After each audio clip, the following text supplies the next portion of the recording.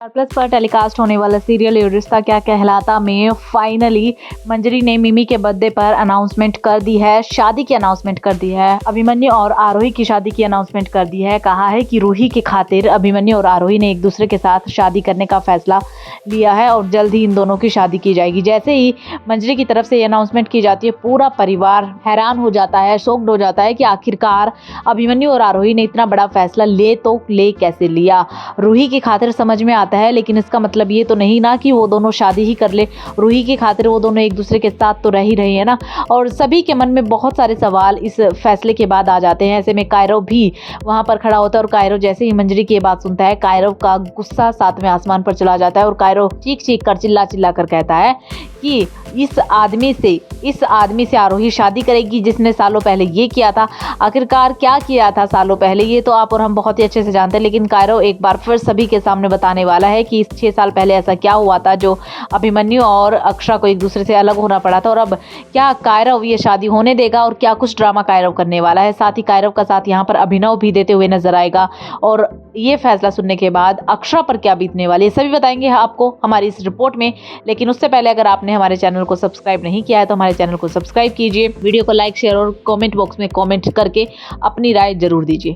दोस्तों, मैं हूं आप सभी की दोस्त और होस्ट आंचल कादियान। सीरियल ये रिश्ता क्या कहलाता में जैसे ही मंजरी ने अनाउंसमेंट किया, उसके बाद कायरव ने बड़ा ड्रामा क्रिएट कर दिया और कायरव ने कहा है कि आज से सालों पहले इस आदमी ने यानी कि अभिमन्यु ने अक्षरा को इसलिए छोड़ा था जब अक्षरा पेट से थी। अक्षरा की कोख में उसके 2 बच्चे पल रहे थे, 2 मासूम बच्चों को जन्म अक्षरा देने वाली थी। और उस वक्त ऐसी सिचुएशंस में जब अक्षरा की तबीयत भी ठीक नहीं थी, अक्षरा की हालत भी ठीक नहीं थी, ऐसी सिचुएशंस में अभिमन्यु ने अक्षरा को छोड़ा था। उसके बाद एक बार भी पलट करके अभिमन्यु ने जानने की कोशिश नहीं की कि अक्षरा जिंदा है या नहीं है, किन हालातों में है, कहाँ पर है, कैसी है। इस लड़के से आरोही अब तुम शादी करना चाह रही हो। मैं बिल्कुल भी इस फैसले के समर्थन में नहीं हूँ, मैं इस फैसले के बिल्कुल खिलाफ हूँ। मैं नहीं चाहता हूँ आरोही कि तुम इस ऐसे इंसान से शादी करो। इससे तो अच्छा है कि तुम किसी और से शादी करो जो तुम्हारे साथ खड़ा रहे, जो प्रॉब्लम्स आने पर साथ छोड़ता हो। ऐसे इंसान के साथ जीवन कोई कैसे बिता सकता है। मैं आरोही और अभिमन्यु की शादी नहीं होने दूंगा।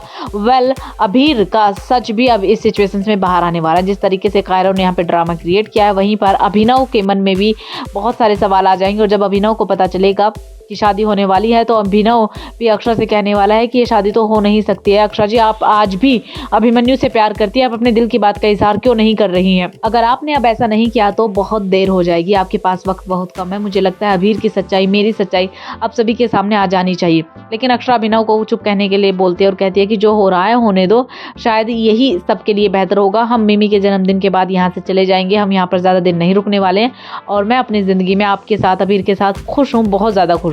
मुझे वापस यहाँ पर नहीं आना। ऐसे में अक्षरा ये तो कह देती है, लेकिन अभिनव का दिल नहीं मानता है और अभिनव अब आगे आने वाले एपिसोड में आप देखेंगे कि कायरव के साथ मिल करके अभीर का सच अभिमन्यु के सामने लेकर आने वाला है। देखना बेहद ही ज्यादा खास रहेगा जब कायरव और अभिनव मिल करके अभीर का सच सभी के सामने लेकर आएंगे। तो उसके बाद भी क्या अभिमन्यु शादी करेगा? और जिस तरीके से अभिमन्यु को लेकर कायरव के मन में गुस्सा है, वैसे में जब अभीर का सच पता चलेगा तब कायरव किस तरीके से रिएक्ट करेगा, ये देखना भी बेहद ही ज्यादा खास रहेगा।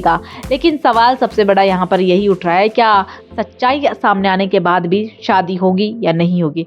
आपको क्या लगता है, क्या अभिमन्यु को आरोही के साथ शादी करनी चाहिए या फिर अक्षरा के साथ फिर से अपनी जिंदगी की शुरुआत करनी चाहिए?